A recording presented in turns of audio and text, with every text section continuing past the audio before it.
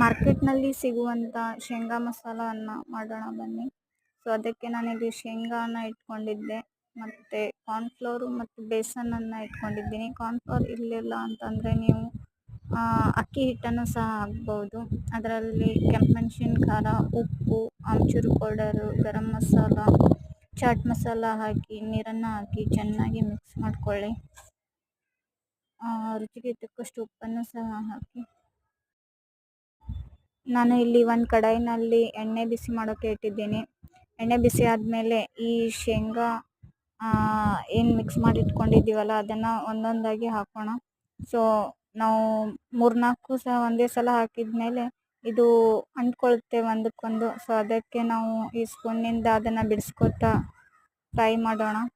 So ಇದು brown ಆಗುವವರೆಗೂ ಇದನ್ನು ನಾವು ಫ್ರೈ ಮಾಡಬೇಕು ಕಲರು. ಸೊ ಆಮೇಲೆ ಇದನ್ನು ತೆಗೆದು